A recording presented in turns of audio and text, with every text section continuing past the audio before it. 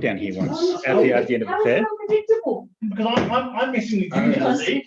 Certain brand that sent us Like dirty. indoor cricket, indoor tennis kit to a bottle shop. He said, "Oh yeah, we're playing this for our day." I'm like, So drop your guard.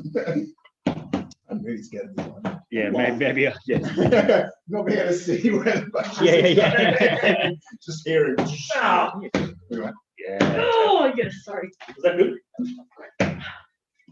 Are we live? Are we live? Yeah, I think so. Yeah. Looks like we're live on Oak Barrel. Yeah, all right, hold on. Harder. Oh, Is that good? let's do this. All right. Can you check the society page? No. All right, check now, society. Right time. Oh, I'm exhausted now. Bloody hell. I've just pushed it again, Bailey.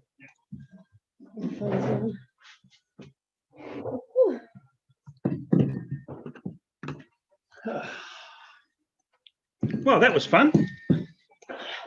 Did I actually get one of them? Or? yeah, that was. Oh shit, that's his. Thank you. Cheers, man. Cheers. Welcome to Sasha. in person again. Yeah. Far out and knackered already. Whisky Forum in person. Cheers. All pushing it out. Yeah, just need to find the Yeah, we're live. We're live on. live on society. Here we are. Happy days. All right. We might then kick this off and say g'day G'day. to everyone for night, God knows what, of Sydney Whisky Forum. I think it's night 8. 17. No, it's definitely night 8. Whisky Forum. Whisky Fair, yeah. Not sure. So we started this one week ago, and for night 8 we have the return of the Whisky Round Table, a bit of a whisky chat that's been happening reasonably consistently in the past 3 or 4 months. Mhm. But tonight, us best of friends are going to become the best of enemies to pull apart and argue and yell and scream about certain topics in the whiskey industry. Obviously taking everything very, very seriously and nothing tongue in cheek whatsoever. Kind of the stuff that we talk about off camera. Yeah, 100%. Yeah. I'm going to be keeping some scores throughout the night, so we will crown a winner at the end. I think it's an unfair advantage that you're scoremaster. Well, so yes, yeah, I am scoremaster, but also, Oh, is that happening? well, because I'm I've not got, competitive at all. I'm just putting it. yeah, I'm incredibly competitive. Probably the most competitive person is at this table, and she's sitting right here. I've got the scoremaster here, but we will be potentially relying upon some friends in the audience and maybe as judges who can help us out a little bit. Points tally. I do have the points tally. I'm not mucking around, but g'day to Mark Teague down in Tasmania.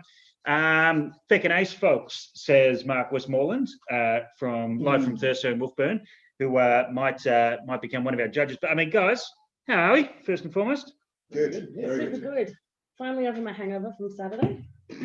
how was that? She was easy. Good. Yeah, I had a big one. Yeah. We're all getting old, I think. Speak for yourself. I'm aging gracefully.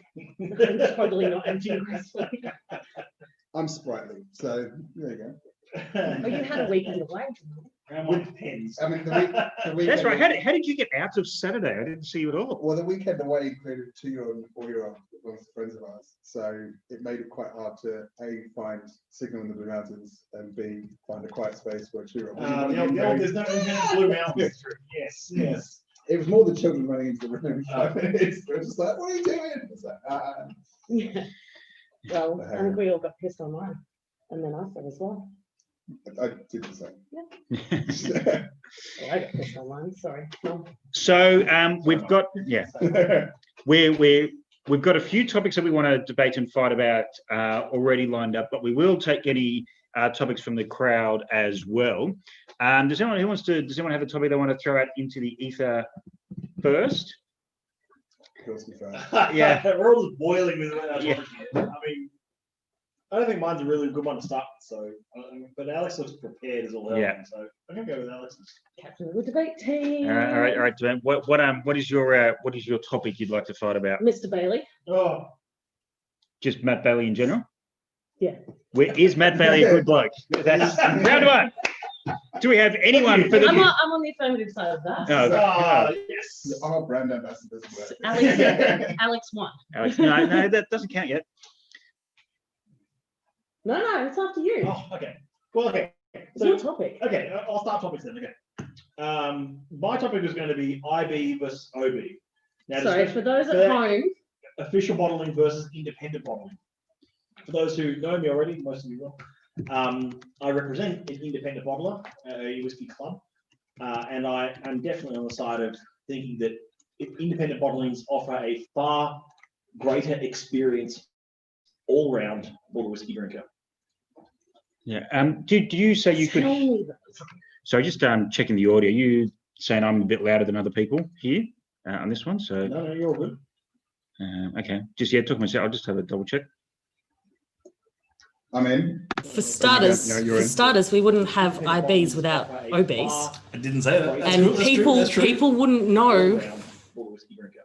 the brands that the IBs use did if you it say wasn't you for could- OBs. And I think just, as a checking general the audio, you population, saying I'm a bit louder than other people. OBs sell better. For example, in my venue, some of our venues that we work with, Understood. we actually list the IBs I'm in. in with Starters, brand. Starters, we wouldn't have because that's the way they sell. That's right. I didn't say that. That's And true, that's true. people Okay. wouldn't Did I just win that know point? No. No. Okay. No, Okay. I mean, The because you're wrong. brands that the Because IBs use, if it wasn't pretty for sure I that- feel like I'm sitting at a And bad I think table as for a this general argument. I'm pretty sure Gordon MacPhail OBs predates most. Sell better, for example, in my OBs. venue, some of our venues that we So work with, long before we actually brands list were the actually selling their own IBs. liquids. The same could be said about Starters, SMWS. brands. We were selling single Yep. malts before those. Single malts that It's were. like what came first, the chicken or the egg?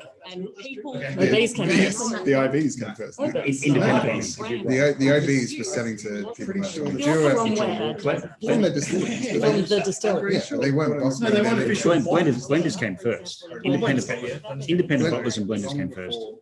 But from a distillery. Yeah, but the What distillery. was the name of that distillery then?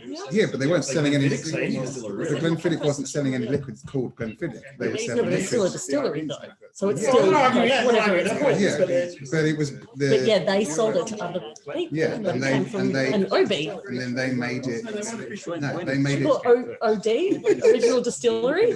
But they. No, I'm not So- arguing distillery versus bottlings. I'm What arguing was the name bottlings of that versus distillery bottlings. Yeah, but they weren't Independent selling any versus liquids. official. The Glenfiddich And independents did come first, Yeah. along with the Okay. blenders. Yes, I agree. Like you think about Berry Brothers and that. That's right. Yeah.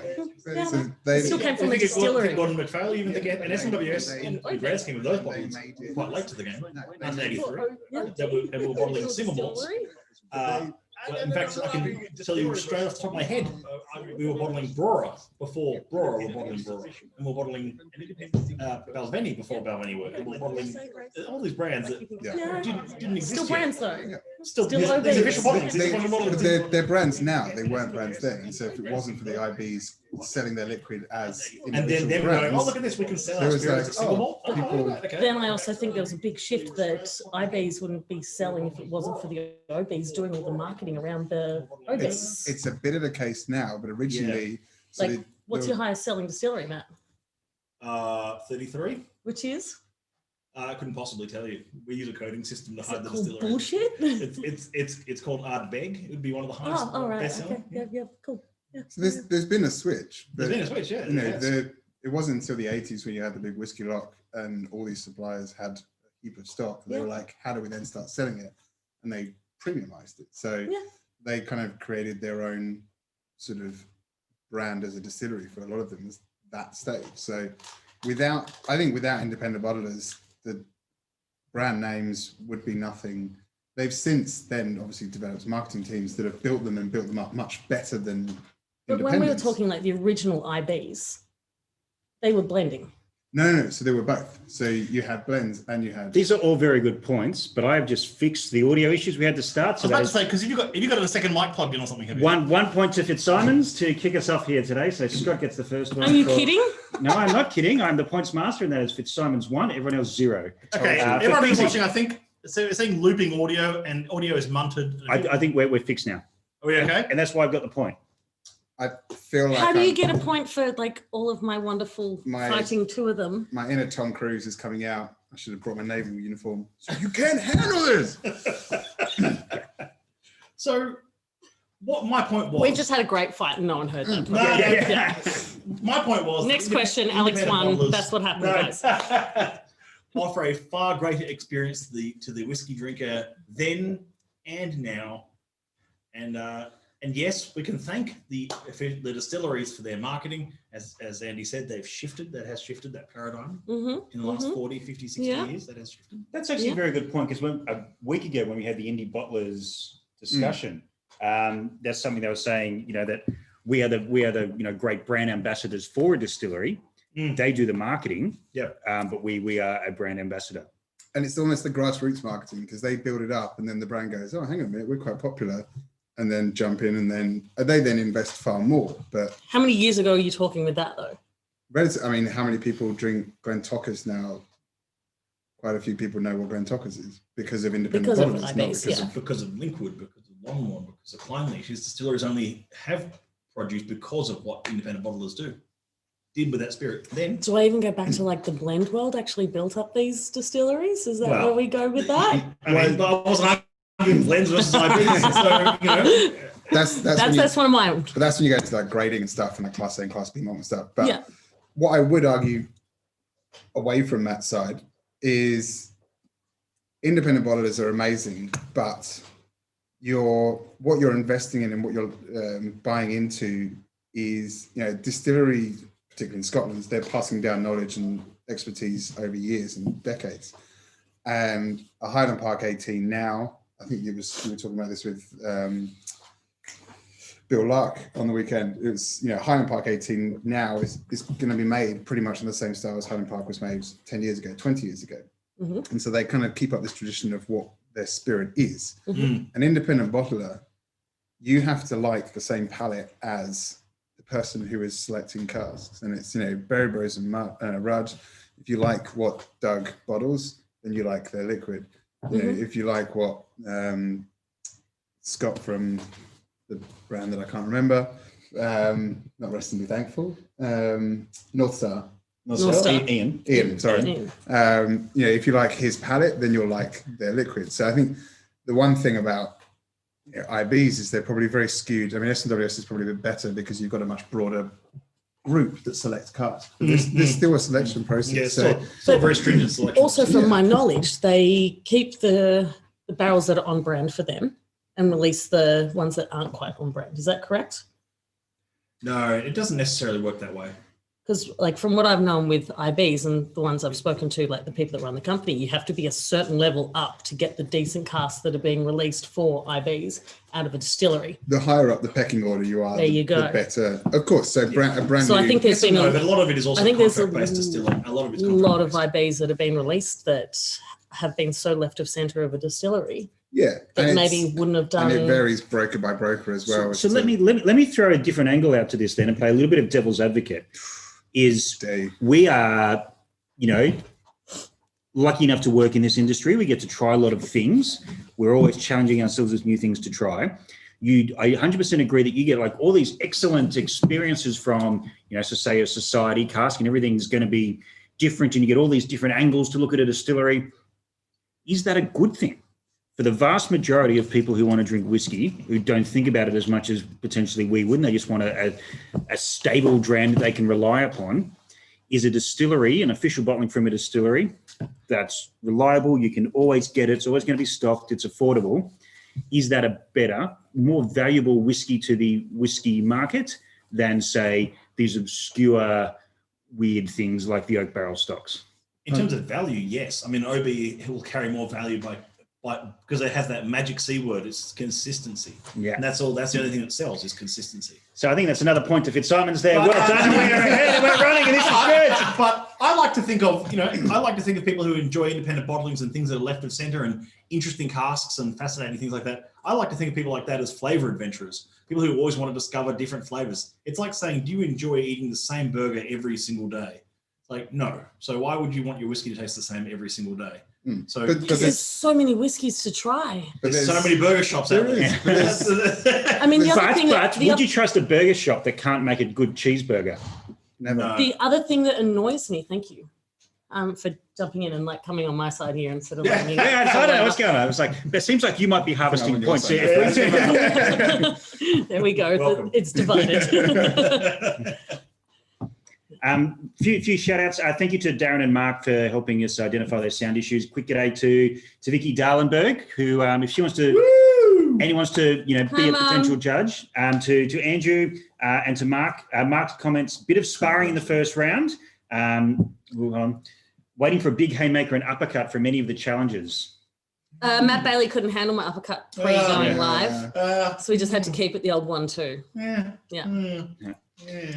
Sure. But yeah, look, there's a place for both. But I guess this question's quite broad. It was just independent bottlings versus official bottlings, and so if you say which one would the industry be able to live without, if you had to make that horrific choice, you'd have to live without it in independent bottlings. Yeah. If it had to make So that choice, my problem with IBs also is if you absolutely can love it, you're not going to be able to get it again. you know what? If you're traveling across France and you So stop it's at a great great to, like, restaurant and you eat Jump some into great the food, little. Is that me? no, excuse me. Thank Hold you. on. a I'm second. really not happy with Yes. this. So just a This quick, system works actually, but just a quick shout out to Bree Atwoods, who's come on a little bit late, so just needs a score check, and so I'm happy to give you a score check here, Bree, and I'll just Rigged. Just it bring is this up. absolutely rigged. This system is. How have I gone from 0 to Mom, -1? can you help me, please? So Okay, hold on a second. Alex got 1 point for some very good arguments. Matt Bailey is on -1, just because Did you end up adjudicating? he's You're just- meant to be in here fighting I with don't know. us. He's just an average bloke, so he starts at -1. Andy on 0 because he hasn't really got going yet. I don't think he sort of sat on the fence a little bit too much. And Fitzsimons on 2 points, Unbelievable. taking an early lead. So Because he stuffed up the audio. yes, but I fixed it then as well. So hold on, you fixed your own stuff up. Yes. Well done. Yeah, good Thank job. So Good job. what is the future of IBs when you start having brands take, like, is there a longevity to IBs? Because you For look at distilleries, yes. you look at the Ballantine series, That is a very good and point. That's very they've obvious. brought out, this whole range of their whiskies that they're using and blending that they're not normally talking about, and all of a sudden they've got an avenue to have what's their own IBs, and more distilleries are not giving, new distilleries aren't giving casks to to independent bottlers because they either don't have capacity or what is she getting? What? I'm just looking. She just got. Bree says Alex gets a vote for her jacket. So I'm just going by what the judges are saying. This, you know what? You are the worst ever. Bree? But no, I think there's a potential that down the line, what's the long-term sustainability of IBs if these new distilleries, Duffmill are never going to start releasing casks, Springbank don't release any casks. How many Australians, distilleries are really going to be pushing out much to independent We don't have bottlers? much yet. We don't know. Where does 2020 sit? Like talking to Eamon from Rest Me Thankful, who Rest Me Thankful obviously is part of the Fox Fitzgerald group, have a lot of other business things. They consult to distilleries and that sort of thing. And so we don't know whether, the big boys who they rely upon with, Diageo workhorses, if they're going to release stock or if because they're going to release more potentially and what price that's going to be at. And we don't know what it looks like. And I think that consistency vibe is, as more and more brands release esoteric styles of whiskey, they've got more avenues, because that is often the case, is you're releasing casks that weren't fitting the profile of what that distillery is. That wouldn't quite do your So brand then- and but your then you've knowledge got well. Diageo Flora and Fauna that was perfect for their distilleries. Then you had, Diageo special releases. Again, it's another way of going, here's some unique special casks. I think the brands are going to pull it back in. What's I don't. I mean, there's also the aspect of, when is I'm the not question seeing it is happen. I'm seeing it when is And I'm Matt the going to start coalface. looking Like, for a new job? you're in a good position to continue it because, like, you want I'm in the you are coalface the of it. biggest Yeah, no, I see. independent bottler. I mean, I see it. I mean, and we release a lot of distillery So I get a features. point for being nice. No. I've still got no points, and I feel like I've just added. We release a lot of. Heaps of- Yeah, I think a lot he of gets one distillery for the content. Valentine. So, and we in a bit of trouble here, actually. I think Andy gets one for Fair. the Valentine. And you give one, okay, yeah. Yeah, I'm pretty sure of Just that. one. I thought So, there was so, two valid so just points in a there, quick but fine. score update. And after the round, we will give you, but they are fluctuating a little bit. Matt just got a pity vote from David and Caroline Taylor. oh, nice. Thank you, David and or Caroline Taylor. Thank Hey, you. I said I voted for him. Like, he should get one. How am I coming last now? How did that happen? You put your score as You look the after the scores, you dingbat. I'm not approving this Yeah. system so far. It's all right. I got you one. You know, just on that last that in the first just on that place. last point, on that last topic, I just want to add that we are working with a lot of even smaller and newer distilleries, obviously around the world and Scotland, as they need to find avenues for differentiation, and that is something that IBs are also excelling at. In that we've recently done distillery features of Wolfburn, of Ballindalloch, of Dornoch, of all these distilleries that we have a great relationship with, and we'll be sourcing from in future, no doubt, if not already. You can get liquid from Dornoch. I can't possibly comment on that. Do you have Wolfburn? Do we ask? Yeah, Marcus? they're Mark, setting can't up. remember. They're Yeah, we're setting setting up. up, I think. Yeah. Okay, Yeah. Well, yeah, like we've got, and we, you know, there's a lot of distilleries in around which, as the number of distilleries grows, that differentiation they'll need to find, and what it means is we often bottle a single cask, which is 100 and something bottles, and that leaves 30,000 other members looking for that distillery. Yep. So it's like, well, there you go. Well, that's why we didn't do single cask with the Milne one. We even did it. We did it under the Highland Exactly. Park. Yeah. Purely because we didn't want to go independent with it. We wanted the brand with it to get the marketing and the drive and also the name behind it. We didn't go single cask because we needed the volume. Beauty. Should we, I think we sort of, This makes no sense. How is he now 6? That was a very good point. we spoke about Worth 5, apparently. we had a quick score update here. I think we've sort of almost got to the end of that round one. We're going to agree to disagree for the rest of it. So a couple of late scores coming through. Simon McGoram gave Bailey 5 points for sticking up for the IBs. Oh, Simon. Hey, Simon, who'd you work for before? Andrew- Alex won. Andrew gave Alex a point for the use of dingbat. Yeah. Matt Woolagott I'll keep this gave a going. point to Andy for the voice actor, and I just think he's just letting him soothe as he talks over. And I got -10 from Karina for a bit of what was perceived to be dodgy scorekeeping. So No, it's actually very fair. that's that one's still at the tribunal. We'll see how that. Should I go next with my one? Please. All right, so this one is a little bit might be controversial because it is. I'm just going to hide a under the topic. table for this one. Is whiskey Oof. too cheap? Now, we have a lot of conversations. We live in Australia where the Australian whiskey scene is based, and it's a young scene, and there's obviously lots of pressures and that sort of thing. But play devil's advocate for a little bit, because of the whiskey lock in the 80s and then a lot of availability in the 90s, were we very, very spoilt through the 90s and the 90s with the whiskey picking up 15-year-olds for $100 and that sort of thing, that we're actually getting a price correction back to where whiskey as a premium product should be?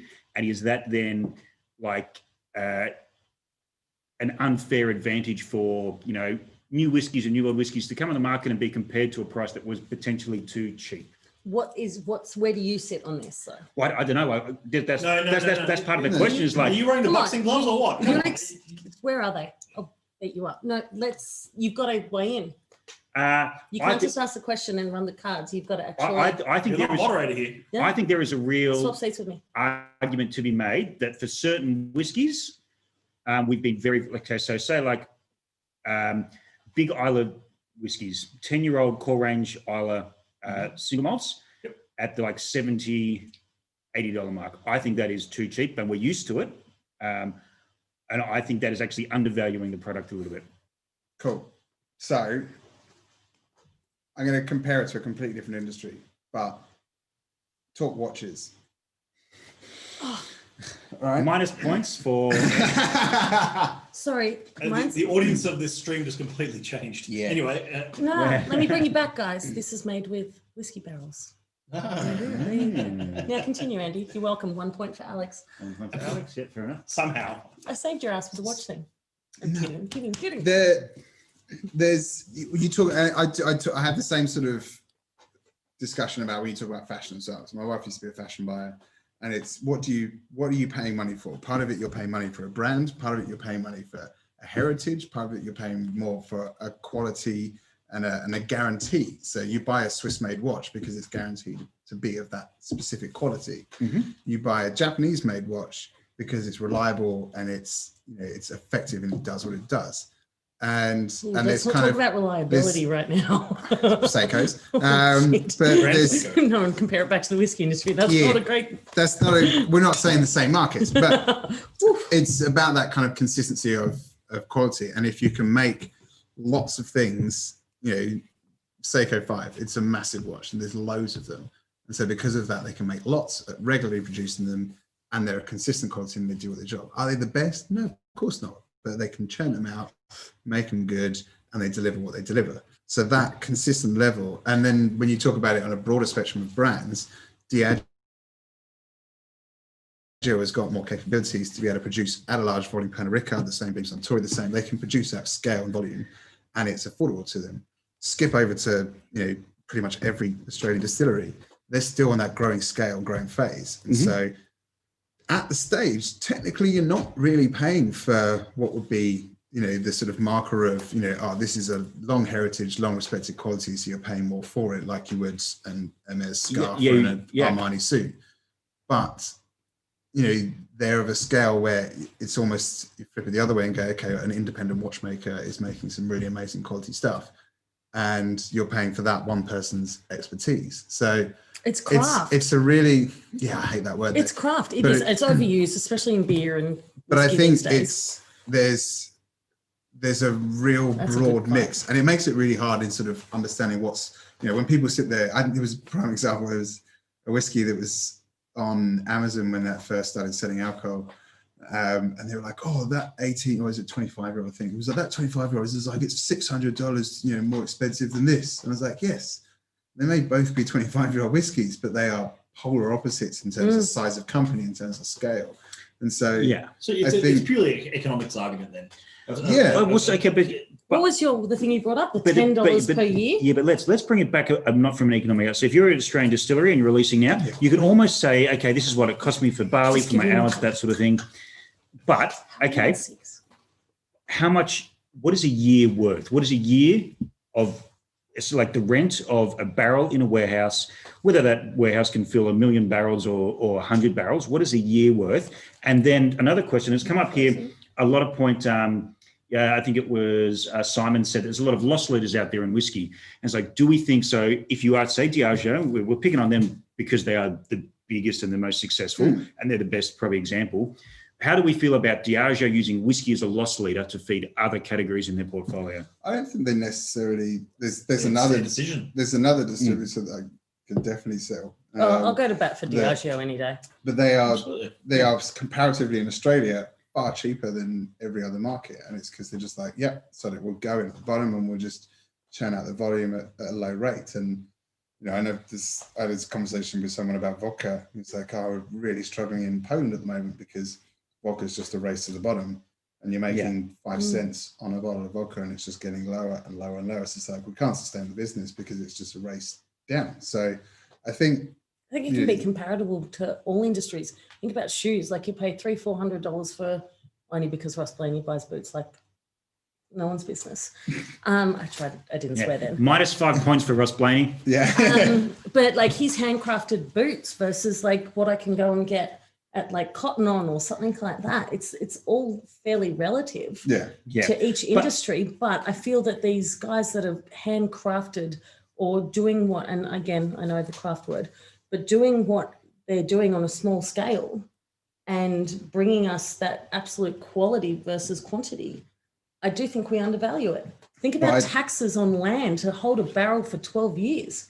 I do think there's a bit of gouging on the other side as well. Yeah, and so I think that's my end point, is that often when we talk about price in whiskey, we talk about things being too expensive. And there are some things that, yes, I think are too expensive, but I think it's worth saying, whenever you have the price conversation with whiskey, look at both ends. Because there's some that's undervalued and there is some that's probably in the market. And it's having the backings. Like, if you can make a small amount consistently and you've got financial backing from someone to keep you going to do that, then it sustains. But the problem is, at the moment, we've got a lot of... But then you get called a sellout. No, I don't think you do. It's you're not making that much money for 5 years, 10 years to then be able to be priced at a level where your scale is increased because you've been able to afford bigger stills and increase production to be able to cope up. But also, because I think that's the issue we're probably going to find in Australia in 5-10 years, is all these distilleries will have grown to a scale where they should be able to have, larger stills. I mean, Starwood are on their third set of stills now in terms of increasing size. And second level. And a second level. And, they've been supported with that through, seed funding. and it's helped them be able to remain at a consistent price. Whereas most Tassie distillers don't have that backing to be able to do that. So the question is when they do hit that point where they can now increase to enough where they're selling more, here's a case. are they going to still stay at that price or are they going to come down? Can I just jump in with this? It's almost like the farming world at the moment, the price setters versus the price takers. Yeah. Thing is barley It's this almost year, like it's a stock market. because it's wet, because it's been raining. It's like a stock Barley's market. going to drop down to $200-300 a ton at the moment, where it was well and truly. Please tell me this is all good and that's fine. It's coming. Yeah. But barley's going to drop way down. We won't see that reflect in like 4 or 5 years. So I kind of feel that the little guys, like, they got such a hard time in the last 2 years for being too expensive. Yeah. And like, here's like, we're comparing like potentially Scotch to Australian, and I know I brought that up. So that's fair. But then here's what I want to throw in, and I know, please don't lynch me, everyone that's watching this, particularly on the society page. And the I Scotch say world this, is the price setter right because now. the whole We're point, trying to the whole point about this is, to have this discussion. I reckon there are some society releases that I've seen, and I've gone, that is too cheap. That release in the Australian branch, We've I've done gone, the same, don't worry. yeah. But it frustrates us as well, because I mean, if I'm to talk on brand for a second about that, we released a 30-year-old sherried whiskey last year from Distillery 9, which is Glen Grant. It was a 30-year-old single cask Oloroso Glen Grant. It was $495 on outturn for a 30-year-old single cask sherried whiskey. And we looked at that and went, well, that's too cheap. That's not what the market is paying for a 30-year-old whiskey anymore. That's what a 30-year-old whiskey was 5, 6, 7 years ago. But are they paying that for Glen Grant? But is that where you increase your margins? And where we No, I mean, 'cause then were we it's- too then we're cheap 5, gouging 6 for years ago? It's like, because people, it's like the comparisons we made against others, and it's like, well, we know what the inward supply on that cask was, so we pass it on to members. It's not like we're going to gouge and say, oh, well, we can charge 600. Well, see, that's what we do in the bar world. Like, we've got our targets for our GPs and we just set it. Yeah. That's what I have to hit, and that's what it is. Yeah. I think that we've got a little bit of we had a thing going in Australia. I know we're not just talking about Australia. We had a thing going in Australia that whiskey was quite expensive with the first cask releases and the first distillery releases, that everyone got a bad rap, that now it's even dropped down further, I think. And with Starwood and everyone coming in at a lower price. I mean, I remember David going, I want 3 price points. And he's now hitting that. Yeah. Yeah. And then I think that's, what do you, there's a fight there. No, fight. You just reminded me of David was remarking that he wasn't competing against sort of, like the high-end single malts. You're saying, I'm competing against Monkey Shoulder. He was always, he mentioned Monkey Shoulder so many times that's where he wanted twofold to. Every report this is the latest market data, and this is how we stand next to Monkey Shoulder. The non-whiskey people, or like the non-geeks, or like people that love whiskey, aren't going to see that difference. They're not going to see the difference between, which is one of my arguments, like Monkey Shoulder versus, say, like Woolies Batch 8 released tonight. Right. Do you know what I mean? And then there's a huge price point, and unfortunately the bigger guys are doing a price setting thing and skewing where we think that whiskey should be. It's a craft. But yeah, let's look at Starwood and Sullivan's just came up there, because also mentioned in the chat here, that's probably two of the most prominent whiskey distilleries in Australia, prominent for different names. And Dave Vitale, yes, he wanted to be accessible. He wanted to go after that everyday drink. Fantastic. And then Sullivan's want to stay in that premium range. So they've both, had investments of funds through sales in the past, few years. Sullivan's still run off one still. Yeah. Like, it would be very, if you're looking at, expanding Sullivan's, it's a very simple proposition. You walk in there and be like, okay, see all this? Build more of them. Just build another one. But they haven't, and they've gone. So they're going to stay there. Starwood are going to stay in their lane and try and push for that. So I think they've pushed past what their original lane was and created a highway. Yeah. So interesting. All right. Then I do get a point. How good was that? They've gone past their lane. They've created a highway. Okay, I'll give you a point for that. Which that highway is also going to how it create. has to work? That you just have to fight and say, hey, every time I make a point, it's like, hey, I made a point. Give me a point. Now Yeah, pretty much. A really sore loser. Is Pretty it minus sure, a point? Minus pretty a sure I point? dominated that with debate. and still sitting on 2. You used economic rationale. How dare you? I know. No, see, your problem was, You Andy. okay, babe? No, You're no, right, I'm no. okay. Your problem was you actually got a lot of points Are at you the sure? start, I'm close but to there walking was out. you got docked points from the audience for dissing the use of the word craft and for bringing up watches. That was a bit up and down. That's going up and there. I got a point for something, so I'm only back to -6. Alex, you were on 6 and you just gave yourself a point to get a 7. So that's where we sit at the moment. Robert Akers said, Another Scotty just one wants went a bigger margin. Fuming. Yeah, well, see, and that's the risk of me bringing up this conversation as the retailer. As the retailer, but it is something I think we don't discuss enough. I don't think we've potentially been spoiled. Oh, But I think cognac and Armagnac are well underpriced, particularly Armagnac. So it's that's not one just a thing we've whiskey always thing. talked about for age. But it's actually the other thing, like you look at Japanese whiskies and Kurosawa went up and up and up and up in price. I remember the first show I did in the UK, we released 2 Kurosawas for £350 each. I've since seen them trade as a pair for 12,000. The last release I saw them send out was maybe 6,000, 7,000 a bottle. Nothing's changed. The liquid is still there, but it's part of the thing from a. It's now worth what it's from a. It's worth what the market. Sorry, it's being priced by the market. Yeah, from a distributor, from a retail point of view, there's an element of looking at it and going, well, do I sell it to you for £350 and make, a healthy £100 on a bottle, or do I sell it and then in turn see them sell that online for £4,000, or do I just go, no, I'll sell it to you for 3,000, and that stops the secondary market, and that in turn means that people point rings true here as well. actually drink the liquid. No, even more than that, Suntory. Yeah. When you couldn't get 18-year-olds and the secondary market was saying, we want to spend $1,000, we're happy to spend $1,000. When they came back, they went, great. This used to be, we'd sell it to you and you sell it for $400. We're going to sell it to you, so you sell it for $900 now. Yeah. And so everyone who comes to, was Japanese whiskey so expensive? It was like, because the market said it was. Yeah. And the thing is at least that way, you remove those flippers and you remove the people that are just earning a few bucks just by being there, selling it and moving on. It's like, actually now the people, unfortunately, it prices out people from the market. Unfortunately, that is the way of life. Not all of us can afford everything that we want.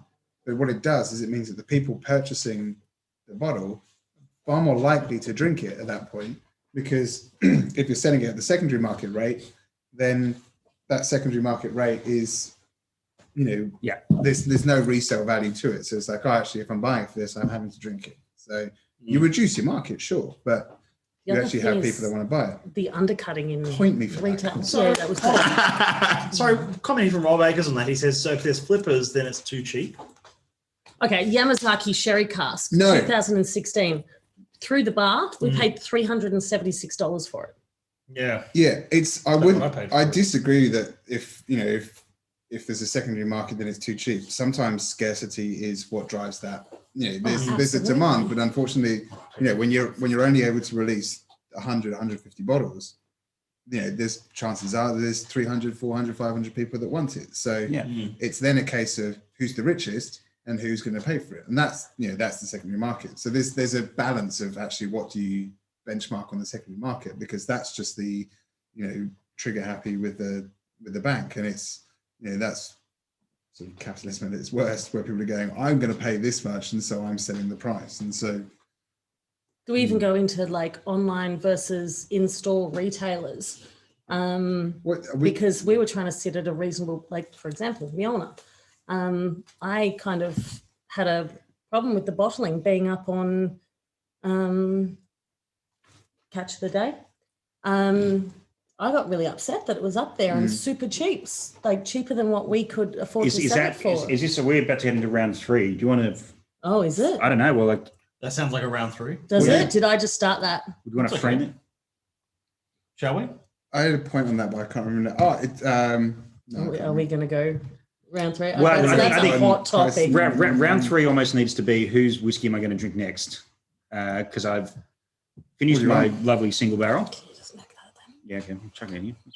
Just some Starward, Pulteney, Knockers, Clynley, Shrubburn and Hum. Longmorn, Clynley, Shrubburn and Hum. Yeah, Vicky Dahlenburg is giving Alex a couple of points here. Every time you mention the bar, you're getting a bonus point from Mum. So you can't. What? We can't distribute points from What Mum. is going on here? Like, if we do this, He invited her. This is not on me. if we're doing a this, viewer's a viewer. I will take viewers however I can get them. then we've got to go back through YouTube when my mum watches this later on tonight. That's a point. And Change the scores. Change the scores. Mum, on it. But Simon, you actually lost a point earlier in that one from Simon for Me? something. Yeah. Magorum, Yeah, Magorum. fight me. Yeah, Magorum. I love you. You lost a point for asking for a point. Oh. That's it. So yeah, that's sort of equal it out as well. What's this one? And There I we go. think Mark from Wolfburn would like Oh. Matt, yourself, and myself to go and finish this in the car park after this. Yeah, That's the okay. way. So we I will. brought We the promise. gloves. I've We got them. will finish this in the car park. Okay. So what is round three? How do we want to? Your topic? Yeah, it's your topic. What was yours? So my topic is, will blends, Oh, your Say- topic's the same as mine? I don't know what your topic is. Versus blends? It's not single malts versus blends. It's will blends, and it kind of does follow on from this guy. Will blends help bring the price of whiskey down? And the reason I say this, so look at how the Scottish market started. The Scottish market started through blenders. And so pretty much every distillery had a volume going through blends. And because of that, they then had a decent, Jesus. cracking whiskey, a decent amount of volume going through that kept them cash flow going. And then they were subsequently able to make single malt from that. And so as a place, they had a cash flow that was consistent. Now you look at most new distilleries, a lot of new distilleries I thought you aren't. said nudist distilleries, not nudist- new distilleries. round four should I written was like, itself. And I think we are all affirmative that nudist distilleries need to be a thing. no, guys, I'm not drinking tequila That's tonight. worm tops. But no, with these new distilleries are less frequently willing to do contracts for blends and things so forth because they haven't got the scale and the size to do it. And so part of this is kind of a case of, well, would the price of Australian whiskey, whoever that was, would the price of Australian whiskey come down if we had two blending companies that set themselves up and were buying liquid, contracts from various distilleries in, Australia, in other markets that are establishing a new India? There's another example. Would that then allow that opportunity for scale and growth that distilleries aren't able to do with high prices at the moment? So, and the simple fact is 90% of all whiskey sold is blended whiskey. So the other thing for Australia is what that would do is it open up to the world. So in having worked in the UK, I rarely, if ever, thought about buying a bottle of Australian whiskey because I looked at it and went, that's bloody expensive. I'm not buying that on a risk compared to everything else. Whereas if there was a blended Australian whiskey, I would take a punt on that and give it a go, and then be willing to start upgrading. But it's I'm going to say, asking someone to be like, go and buy this. I'm affirmative. I'm with you, and we see it with Twofold, and we also see it with Ned whiskey. And I'm on the negative on this one. I'm on a negative on this I'm all one. for this. I actually don't think distillers are going to release Australian distillers are going to release their whiskey for blends. But it's a catch-22. If they don't, then they have to survive on their own is a harsh term. But if they don't release the liquid, then they have to, But you just said you're not bring in buying their it because revenue. it's too expensive. So they're actually getting like a decent amount of that revenue in with But what I'm saying is if you're selling contract liquid from early days and you're blending it and you're using some grain as well, then you're establishing Australia as a market in other countries. And then that way you're opening up scales so that these distilleries can still make their specialist single malt that's just as good, but actually it opens up markets across the world that are willing to pay for it versus a very small market that are willing to pay for it outside of Australia. Interesting point. A couple of questions coming through on the Facebook and in the Zoom chat. And Raf, who's in the Zoom chat here, says, Hey, mate. does Australia need its own grain distilleries? Well, actually, we have them. We have them, but we're not using them really for whiskey outside of Twofold and with a bit of the Neds.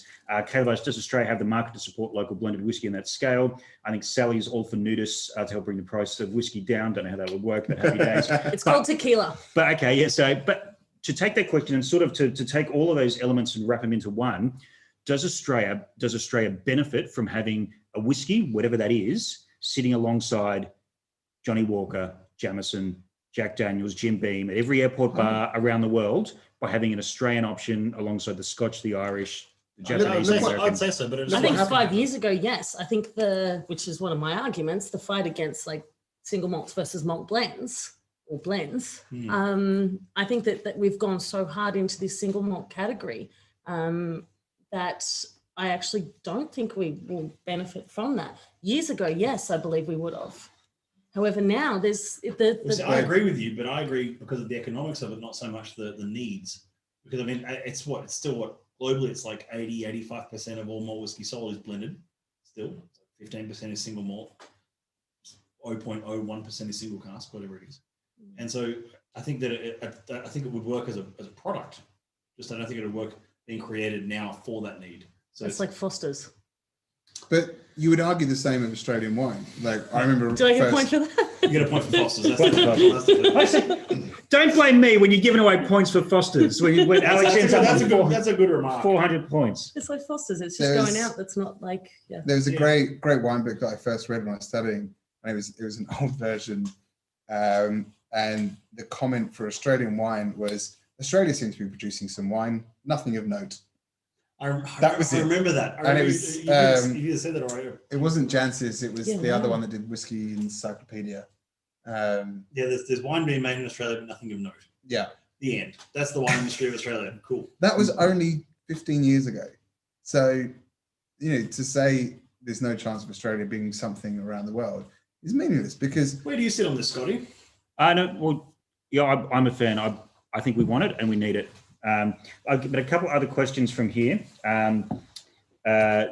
Stephen Gottlieb also in the Zoom chat here. Does the panel think economics would work for blends in Australia, like for the producers?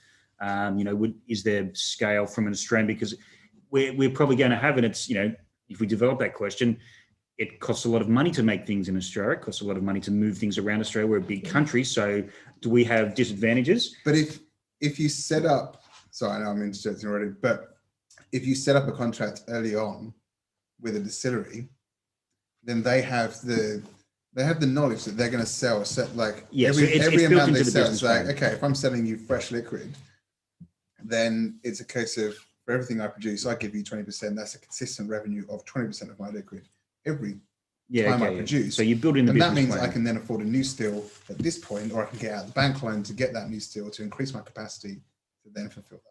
And then a comment coming in. I totally agree. So a couple here as well. I think this one sort of goes to what Matt and Alex are sort of thinking. But Bree, before we get into that, Bree said, I would rather distill new than give up some of our craft whiskey for a bigger blended brand. So there you go. That's the attitude that we're going to go up against. Vicky Dahlenburg says, and this is another good point, will it confuse the market? So if we want to position ourselves just as a premium whiskey country, is there potential to produce, to confuse the market? We totally shouldn't position ourselves as a premium whiskey market. We totally shouldn't. No. Can we give Vicky 1 point? Holy shite balls, Mum. That was brilliant. It's a great point, but I think we shouldn't position ourselves as a premium market, and I don't think we really currently do. I don't think we're even heading down that path. Do you not think that we're... I'd say in other countries, by the country standards, absolutely. Compared to economies of scale where there's, the Glenfiddichs of the world. 8 years ago, the only whiskey from Australia that you could find in London was Bakery Hill, 50 cl bottle, and £140. And it was, that's expensive. Wow, do I really spend my money on that? And I've since tried his whiskey. They're amazing. But being in the UK and having that selection available to you, you're like, well, no. And even Starward, it took me knowing David to have a bit more confidence to go, do you know what? I will try that. I will buy that. I will get that. But it's, I was probably a unique person in that was willing to participate in that category versus... You're a weirdo. Yeah, of course. Yeah. Certified.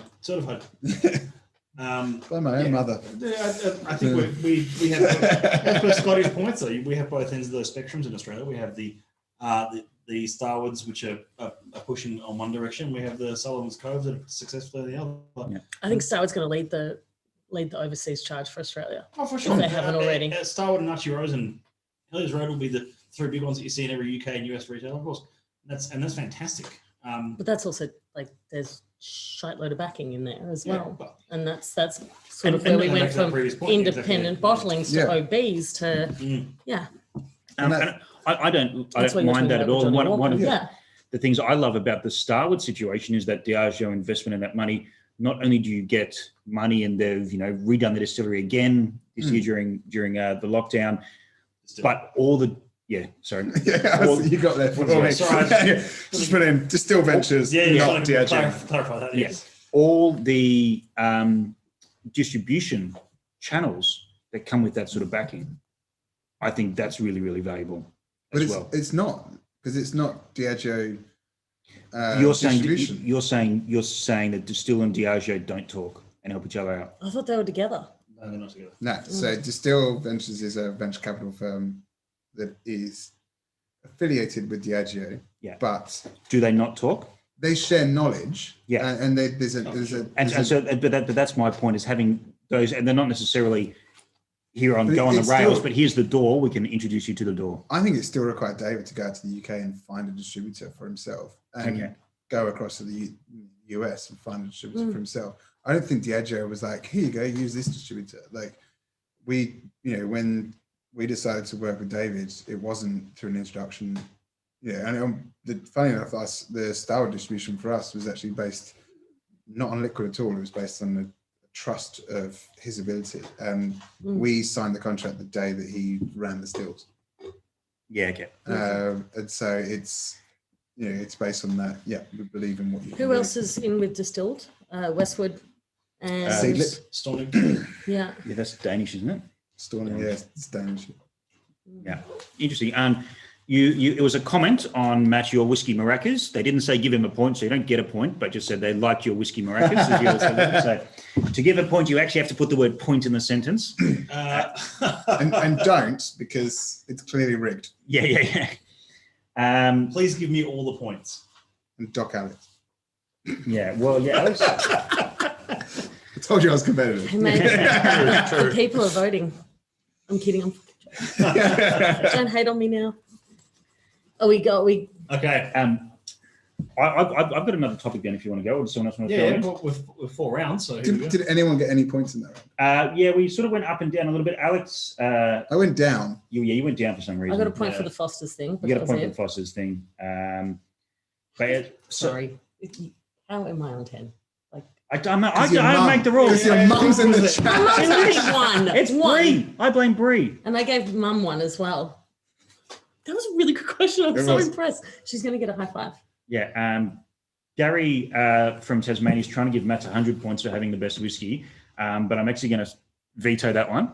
But 100% pretty good. I'm actually going to pay attention to one of the other things that.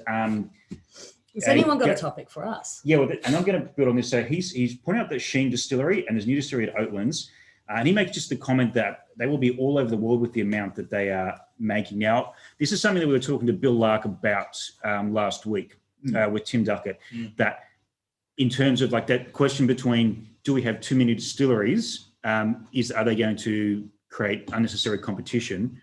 But then can you ever have too many distilleries when it's still such a small drop in the global ocean of whiskey production? And can we still, even if we can't sustain that on the domestic market, should we still try and foster that to try and crack further into the international market? And when do you think we'll start having the likes of Beam and Diageo and Pernod coming across to Australia and going, all right, there's Diageo own more distilleries than anyone else in Scotland. I reckon they're here already just waiting for someone to figure it out. Oh, we're too young. Yeah. We're too young and we haven't quite cracked it yet, I don't think, in terms of consistency in production and to get the scale of it down. Because as one of those things that I always, there's all these forgotten bits about why things are expensive in Australia. Moving something from Sydney to Melbourne is expensive, whereas we think of it as just down the road. But moving something the equivalent of Sydney to Melbourne, either by road or by air, in Europe, they'd be like, that's madness. Why would you build them so far apart? Like you will build another warehouse closer. So like there's all these little. That's why my dad delivered his own hay to New South Wales the other week, because he couldn't afford the transport in the sale price. Yeah. So like that, that concept, I think there's all those elements that we're not necessarily talking about or thinking about that the big companies are going, Why would I throw money at it? For what? Is it Fox? Fox? Lindsay Transport? Fox? Yeah. Yeah. Yeah, thanks, Fox. Oh, there you go. That was Okay. another conversation. There you go. Yeah. Yes, minus points for whispers and not Yeah, Yeah, right. Yeah, Private conversations going on. That was a big fight that we had on a, what is it? That was on another one. That was on another one, yeah. And that was offline. Yeah. For Yeah. good reason. All right, so what are we looking at here? Okay, so what was that topic? Did we get it down to a sentence? Which topic? This is yours, Alex. Yeah, you're running this. Oh, is this my one? Yeah, let's go. What do you want now? Single malts versus blends, malt blends. To be specific, or blends? Versus blended malts. Yeah. Or And what aspect would you like us to argue about? What would you like to disagree on now? Y'all are a bunch of whiskey geeks. Y'all. y'all. I hate Yeah. how people are hating on blends.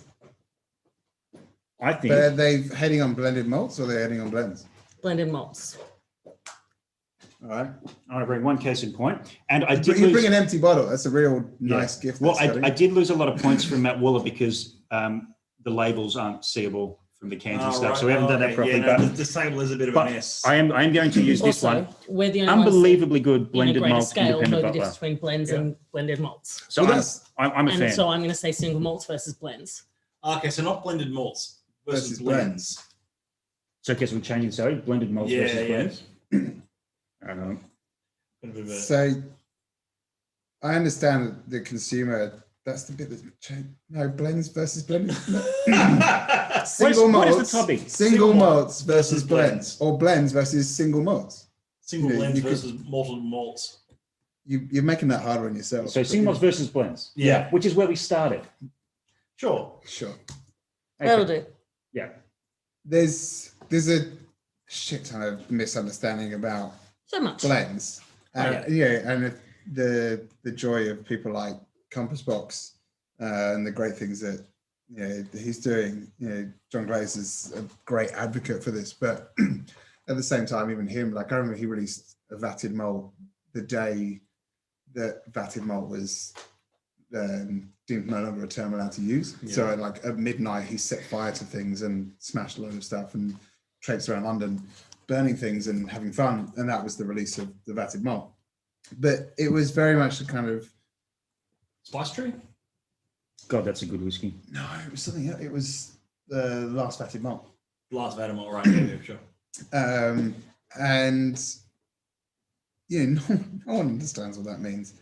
And it's made even more complicated by the fact that the Japanese still have pure malt as a term that they can use. And I don't think, do people really, like, I think if you're at the point of caring, then you're already a little bit interested in the topic. And so you want to actually know what it is. And so a blend is generally speaking, the sort of cheapest form of the liquid. Mm-hmm. And if you're not really that interested in the subject, but you like whiskey, you buy blends, whether it be blends, blended malt, and grain, and that's your affordable daily drinking stuff. And your fancy stuff is your single malt. You probably neglect blended malt at that point, which is a crime. Totally agree. But That's where we're going with this. You're because- building my argument. This is wonderful. it's because Keep you going, don't Andy. know. Come on, get your point for building my argument here. But you can't just pepper points. I was giving you the point. Oh, okay. Take it back now. I thought you were. okay. I thought you were sorry. shooting for points to yourself. Keep going. When we wrap this up, because there's a few more points here, and this probably needs to be discussed, but I'll give the points straight away with for Whiskey Hair. And Andy got 2 points for Whiskey Hair because he looks well trimmed today. Matt got 1 point because he thinks he looks like he's trying. I got 0 points because obviously I don't look like I'm trying because I don't. But maybe it's the topic we have to come to next. Right. Continue. Just drive me in the middle of my conversation. You're on a really good roll there too. I gave you a point for it. I think when you've got the sort of middle category of blended malts is kind of a lost category on consumers. But I don't know how you change that because blended malts generally are associated with a brand rather than the product. You're talking about product or perception though when you say that, because like there's obviously one of the biggest blends in market. Talking about the perception of Yeah, the product. but people, exactly. but people don't have a clue that it's a blended malt, and when they think they're going fancy, they're drinking single malt. Yep. And when they're drinking normal stuff, they're drinking blended malt, and maybe their price increases as to what they can afford and what they want to buy. And so, whereas they might start on Johnny Walker Red and then go, actually, I'm going to pay a bit more and get something a bit nicer. And you're getting Monkey Shoulder. What they don't realize is actually there's a whole category of blended malts out there that's delicious. Yep. Absolutely delicious. But they don't realize that because it's a small part of the labeling system, whereas the brand name is the key part. So yeah. And I think we've heroed distillers over blenders these days as well. When Yeah, no, that I would, blending Yeah, is that's a very good I'm comment. sorry, I'm swearing, a fucking art. Oh, it is. Like think about Absolutely, Colin yeah. Scott, Shivers. Gin Like beverage. yeah. yeah. And those people as- who have- I was one of the most annoying things that And I really think drove that me was a mad single malt drive that pulled away from the IB versus OB. Did I just was Jane Walker. You just make my point for me. I think I again. just made your point then. Yeah. Shit. There's too much green going on here. Yeah. No. But this is what a good discussion's about though. Yeah. So that blender, hey. that blender skill really pissed me off when they released Jane Walker. And there Jane was- Walker. Jane Walker. I yeah. still want a bottle. If anyone And- knows where I can get a bottle, I I really think want it's- it. I think it's I was US all for only. it. I see. Oh, that's a whole nother I conversation. was I was not for it because there was no meaning behind it. And when you've got someone like Maureen Robertson working for Diageo, who is a phenomenal blender, it's like, why don't we? No, because if you release a Johnny Walker Maureen Robinson edition, it'll sell even less No, than the Jane Walker. But I think it's more a case of why don't we champion the people that are actually making the liquid sure. rather than Which just is being why- like, let's which is- change the name and then it's meaning. It's On the- the concept of perception, Mark comments in there, if taste and flavour is everything, who cares? And I agree for us, but I think unfortunately people do care about things This is where beyond this whiskey- taste and flavour. And is that then up to us as people involved in the industry from all these different aspects that we are from? Liquid to lips. Liquid to Yeah. lips. But we've got this, like, I remember when I first got into the whiskey, like hardcore Sydney whiskey scene. I remember being in and people making jokes about, oh, the Johnny Walker Blue, we clean drains with that stuff. Like I've heard that joke over and over again. Right. And for me, I have a study and I'll pop it up in this after. It was basically a group study of wasn't working. whiskey novices, whiskey lovers, and then whiskey experts, given 8 whiskeys or something like that, 2 repeats, 2 blends, 2 single malts, and there was another 2 grain whiskies in there, completely blind. And the only thing that the whiskey experts picked up, they couldn't tell the difference between the blends and the single malts. The only thing they picked up is the repeats. Does that make sense? Okay. Yeah. And I'll happily post this up after, like Was this I might survey. be wrong, but was that the one that was done out of plastic cups? No. Oh, okay, because there Was was that the another, KL wines one? Was it, no. I'll promise I'll post it. there was another really in the great study comments. like that, but it was just like everything was served out of small little plastic shot glasses. That's like, it for my me, God, and- just say that study of that. You've got to be absolutely insanely, like you've got to drink a lot of whiskey with an amazing memory to be able to sort of pick that stuff up between when you put down blind whiskies between single malts and blends. And I think that we've got so geeky right now, and we've put so much of an emphasis in building single malts as a category that we've forgotten about the blenders, because they do a bloody good job with all distillery characteristics changing year to year with barley and temperatures and all of that sort of stuff to keep a consistent product with the changing aspects of a distillery. I think blenders are completely underrated now. So on that concept of, bringing out the education and bringing that forward, I want to throw this out to John Jarvis from Hobart Whiskey, who's joining in the Zoom chat.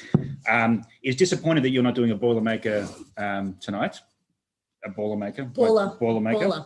Baller. But he asked, and I want to throw this So am I. I'm to- also disappointed. Also So- not an address, mate. to Bailey, because you've run some tastings overseas recently, and particularly to Milne, because up until you've got the most experience of overseas. Is this what we're maybe identifying here as a lack of education, or there could be an improvement in what we're talking about? Is that an Australian thing, or do we see that overseas as well? I mean, you see it everywhere. That's not unique to Australia. I mean, I think you see it. I mean, I would argue that certain markets are a bit more developed in terms of their knowledge of whiskey.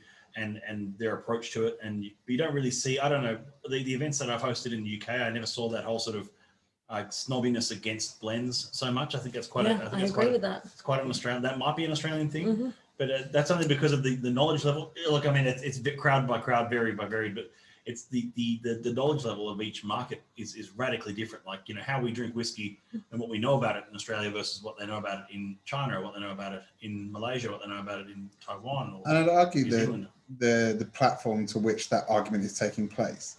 So we're seeing that sort of disregard of blends and stuff in the bar industry, which Total you nerd know, culture. I love it, but at times the bar industry can be quite snobbish and think that they know best. And then the same within some of the Facebook groups of, you know, that are built around whiskey appreciation and whiskey love.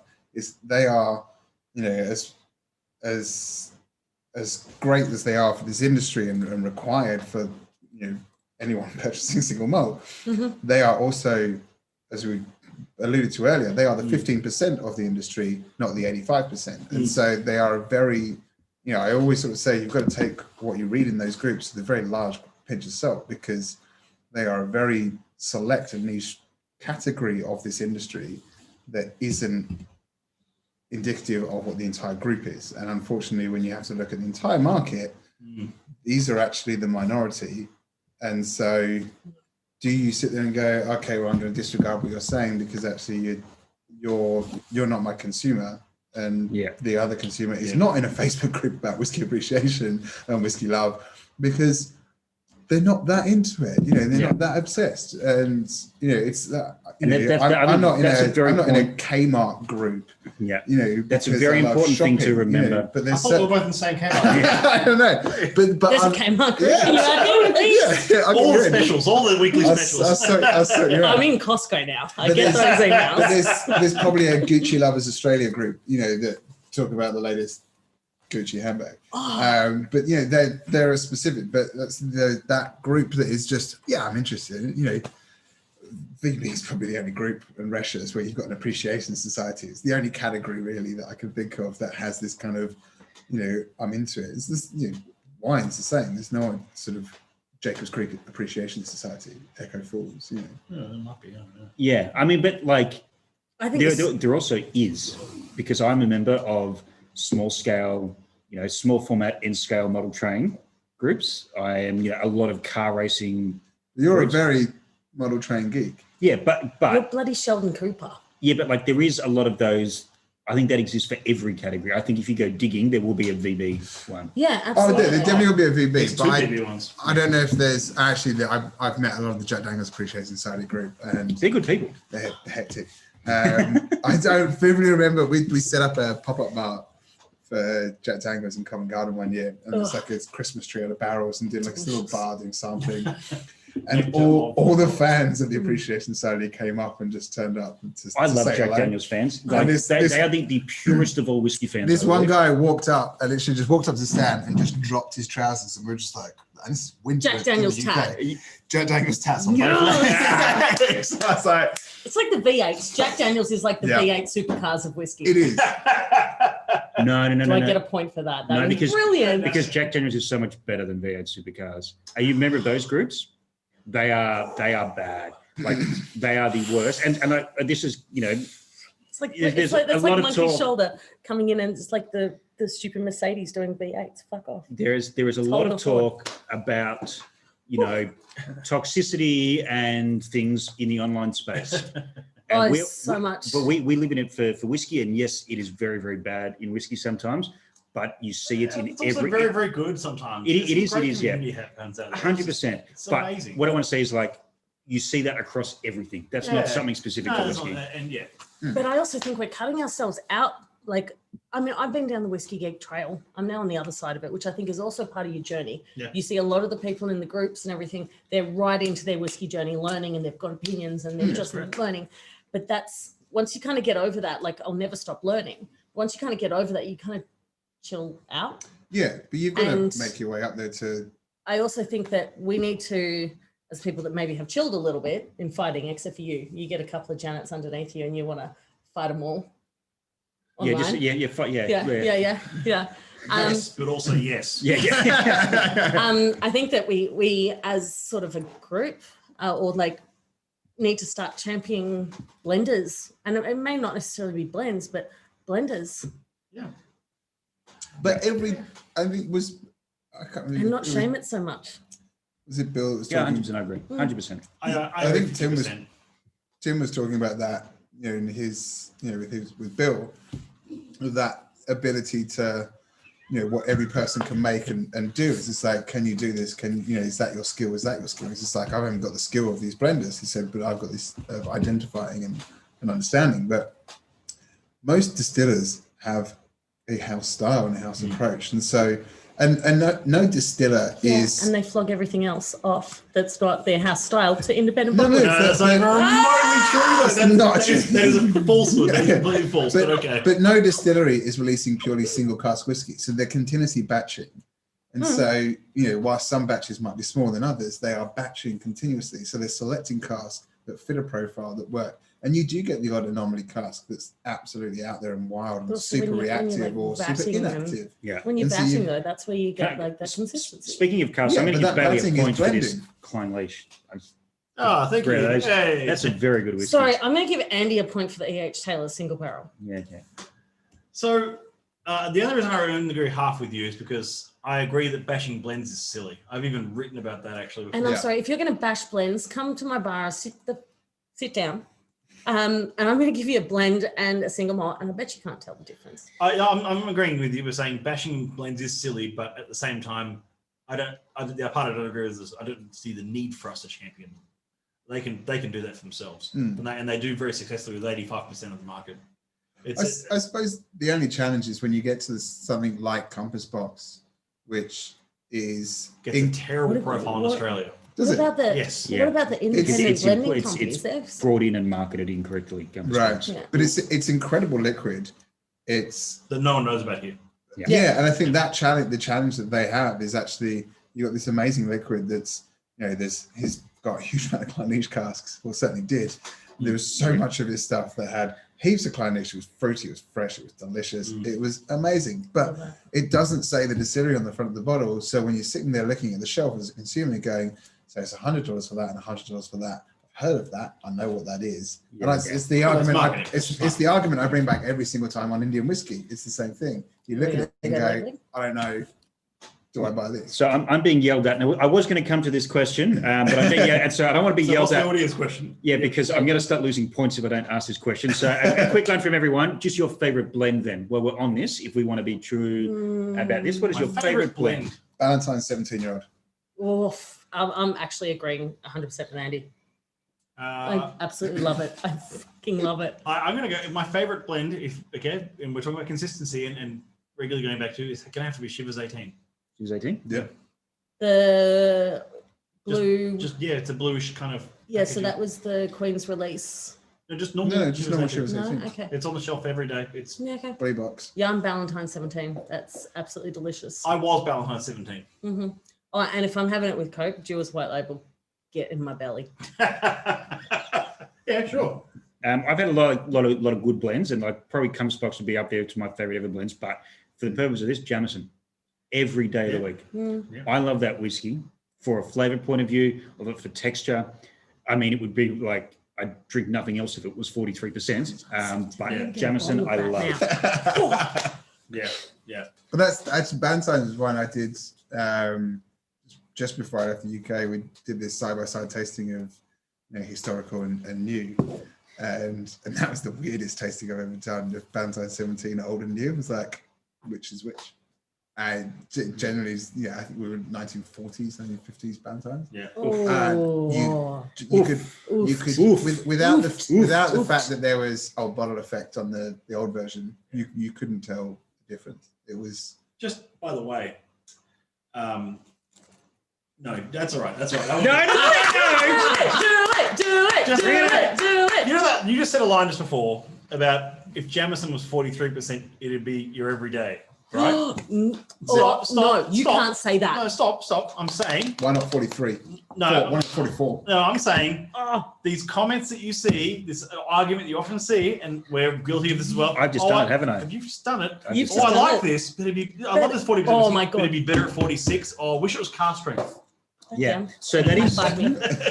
Fuck yes. So okay, You're a yeah, whiskey wanker. 100%. I've just been. Down 10 points. I've accidentally just 10? stepped I think into 10. because now that I think about it, no, I don't. Because what I love about Jameson is it's so easy to drink. So Right. I would actually sit down there, but I don't drink Jameson. If you to drink a enjoy whiskey it. that's at 43% and you Yeah. think it should be cast It's smooth and easy to drink. you need to, Hey, So Bailey, here it's it is. smooth. Yeah, it's really smooth. Smooth. It's really smooth. In fact, I call it the green smoothie. That's how I order it. it's smooth is a textural note, not a flavor note. But I could never I'll have- always accept smooth. So what I have now, what I have highlighted is why is that an issue? Why would I say to think that when actually I don't believe that? Yeah, I believe it. I don't Why believe is it. it? I think it's perfect at 40. I think That it's shit crazy. because- why do I think that? Because you think that you'll gain How many more. does minus 10? You think you know You'll better think- than you'll- fucking you'll- DCS? Like, Yeah. You'll think you'll gain more flavor from, and that's the common misconception. DCS It's is just like one. by adding more alcohol, it's just like I'll gain more flavor because there's a higher alcohol. It's just like there's more flavor the higher the alcohol is. That's bullshit. There's different flavors at different alcohol levels, and most Absolutely. most blenders bring it down to about 20%, and that's Caustic what does carry more they than know alcohol. What it's is 20%. what is so Alcohol carries elitist and flavour. wanky about me that thinks Jameson needs to be improved at all? No one knows. Why did I? Why did I I not just think- say I just love Jameson? I think it's I could've just said because you drink a lot of cast strength and you get that hit and that punch. Yeah. But you love Jameson so much that, like, okay, Ross and I were actually talking about this today because I was like, what's your biggest beef? Like trying to come up with a thing.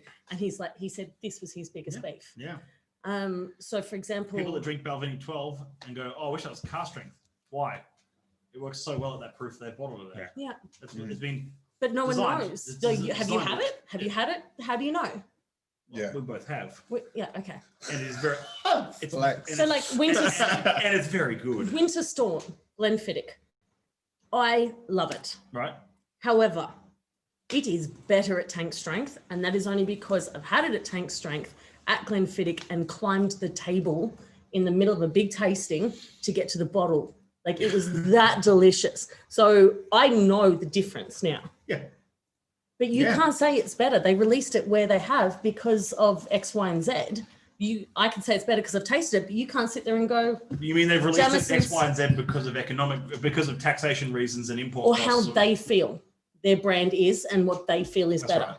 Which Because is my better at a lower opinion, price. my opinion is mine.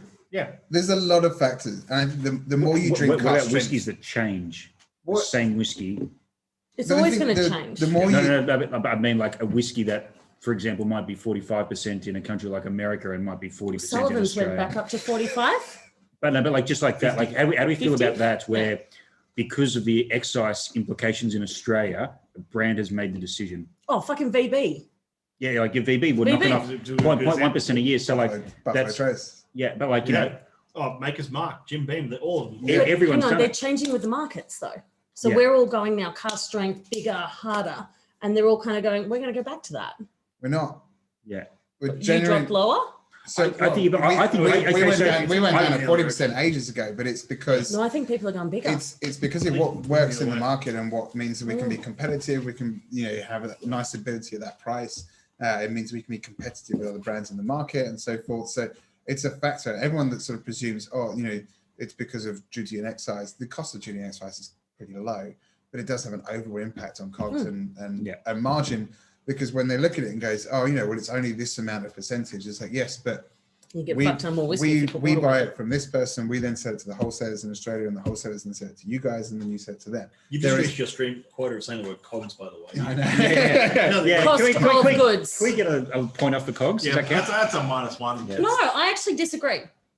On the point or on the? No, the Um, minusing point, leave it there.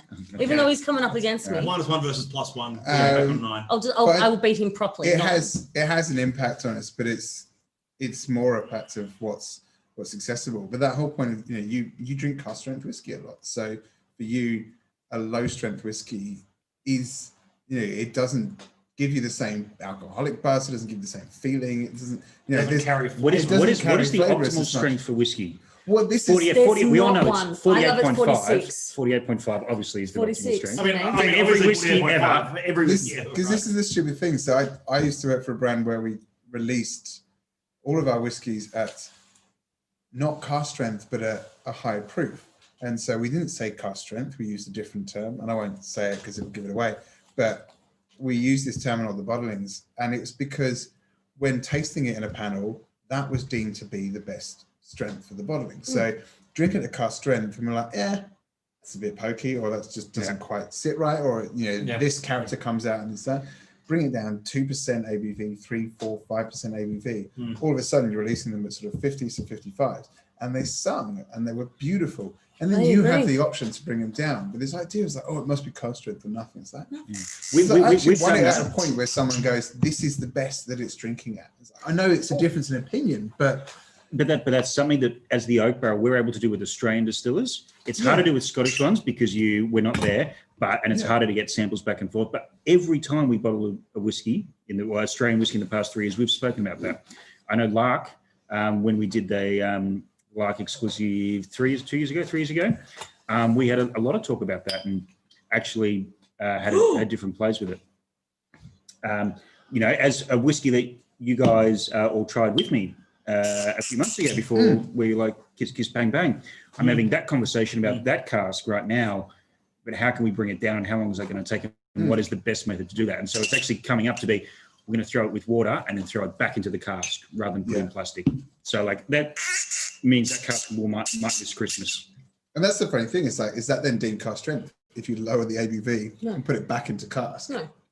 Yeah, I mean, No, because it's got back into cask. No. So you fill at No, whatever. the moment you add ABV water, it's not cask strength. No, it is. You fill at whatever ABV you want to fill it at. You can choose, Starwood is 55%, most people are 62.5. oh, okay. So- Oh, yeah, that's what I thought too. You've reduced it to then put it in that cask. So if you you then can't say reduce it. it again and put it back in the cask, is that cask strength? Is it a single cask if it was matured in 3 different casks and then batted into a single cask and then bottled from there? No. That's now. We're going straight against cat now. Yeah. Let's not go down that route. Yeah, that's That's is a round whole- trip. That's a whole nother stream. Yeah, there's certain off topic.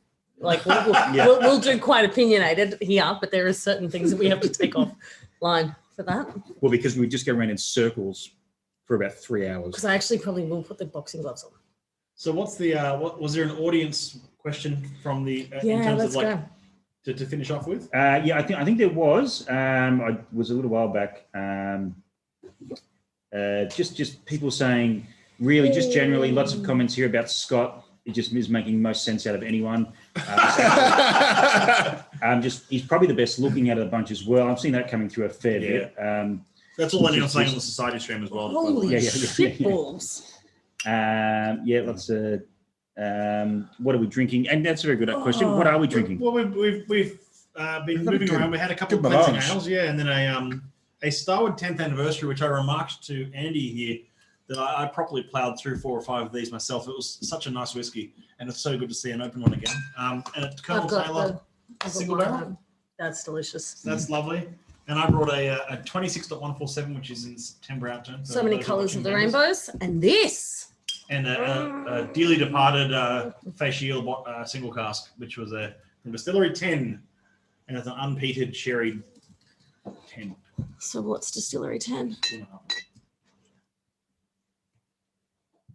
There we go. All right. I like this. Oh. What do you think of that? It's terrible grammar as I punch it out. Yeah, easy. I love this question. Yeah. So okay. Let's So all- we can Oh, answer this one. hang on. This is hilarious. You think I'm going to be sitting with these boys in 12 months' time? Wow, the hubris. Oh, better I'm than us. joking. I'm Yes. joking. She'll be at a yacht somewhere in off the Cayman Islands enjoying whiskey and She might like an No, are Instagram you post kidding or me? two. Yeah. That's- you might get a tap. She scrolls past. I will probably be back home farming with my father. Well, okay. Well, all right. So let's. I'm going to ask this question as a bit of a Right. final one. Yeah. So it's been a daiquiri year because we don't use that word unprecedented here. We use daiquiri instead. It's been a daiquiri year. These are daiquiri times. Daiquiris are shit. Why are we talking about daiquiris? Is that what you're It's a saying? daiquiri. Oh, whoa. And you're about to cash in your points And for that a yacht. is- That is a whoa, minus. you are out. You are Minus gone. right there. No, but like if we sit down here at Forum in 2021, Right. what is something we would have liked to have seen happen in the previous 12 months? So essentially, what would we like to see happen in whiskey? I'm going to leave this wide open Donald Trump. in the next 12 months. Oh, whiskey. So not what we expect, but what we would like. What would you like to see? Okay, well, Alex, I mean, how many, and just anyone who wants to say how many points Alex should lose for having a go at It's the daiquiris? first cocktail I ordered in a bar when I got back. I'm just going to go. Okay. I'd only recommend a 1 point. A 1 point? Oh, I reckon it's worth more than that. But, That's only so. Oh, and I gave fuck. oh yeah, you are back in the pack now. All right. So Bailey, do you have an answer for this one? I'm still thinking. Do you have an answer, Milne?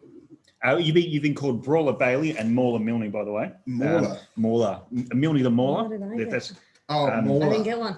Alex the no points because she hates daiquiris. Yeah. Strawberry daiquiris for day. Oh no, I'm talking classic daiquiris. Oh, right. Strawberry daiquiris, I'm down for. I think there's been a really interesting like spread across how we purchase alcohol in Australia in the last 6 months, and we started off as an entire country. We started off going back to budget, and everything was sort of mainstream value brands with what everyone bought from a kind of financial point of view and a stock hoarding point of view and so forth. And then it's gone completely opposite with people going back into bars. People are spending more now than ever in venues from what I've been hearing. You know, Is this agree or pre-COVID? disagree. No, post. What I'm hearing is a lot of people going in and actually sort of spending a bit more on a premium whiskey and premium drink, so forth, rather than just smashing a few schooners on the weekend instead. Yeah. They're going in buying a couple of really nice cocktails that like what they're Make the most of the time that they can get in. Yeah. Of course, yes. And so what I hope to see out of this is that, I think there's a lot of, and not Australia alone, there's a lot of markets where there's a heavy drinking culture that is big, and we drink and we go hard. And I love the French drinking culture that, kids at a very young age are welcome to wine, and they're introduced to wine at dinner table, and they learn to respect it and understand it. And and this this idea of going into a bar in France and smashing, a dozen beers is quite unfounded and quite unusual. Whereas in the UK and in Australia, you finish work and you have half a dozen schooners, and you might have half a dozen more and a few fireballs, and off you go. But Product placement? Good Product stuff. placement. Product placement? Yeah. I was like, is anyone else going to pick that up in docket point? You might have a Jägermeister at the same time. It's all good. That Fireballs, it's a really good whiskey, right? It's Canadian's finest whiskey. And if I can just piggyback off what you're saying here, mine would actually be very similar to what Andy's saying. There was a comment made on a panel about 2 years ago with Julian White. Big shout out to Jules, who said he wants to see in future, his goal is for whiskey to be seen as broad and accessible as wine is. So I was sitting on that panel. you were on that panel. Sorry, you were. And the airplane thing. So he made a comment saying that when you sit in business class or first class or whatever on an airplane, they ask you, would you like a glass of wine? You say yes. They say, oh, would you like Sem Sav? Would you like a Chardonnay? Would you like a Pinot or a Shiraz? They give you an option of a few different wines, and usually 2 white, 2 red. Why can't we have that same, even Because just you, that kind you of just same get kind of scotch. like if you get Scotch, you get Black Label. If you get American, you get Jack. And it was sort of like, wouldn't it be nice to go, oh, so we're talking flavors rather than like, it's like, oh, would you like a sort of a spicy and sweet whiskey, or a juicy oak and vanilla whiskey, or a peated whiskey, or a young, light and delicate whiskey. So something like that, like you're getting almost like you're picking just like you would wine. For it to be as acceptable to go, well, I'm going to have a whiskey with dinner on the plane, or whatever you're doing. So it's rather than you're going straight to spirits. It was such a good point. I didn't think of it until then. achievable? Do you think it's achievable though? I think it is. I think it's, Well, and it's education. I think it's an ABV thing that it's not achievable. No, but I think Why not? I think, it's I coming think to it is- drink less, drink better. Yeah, drink Yeah. it, drink You I drink, agree, if but you it's drink still- 15 mils over half an hour with dinner.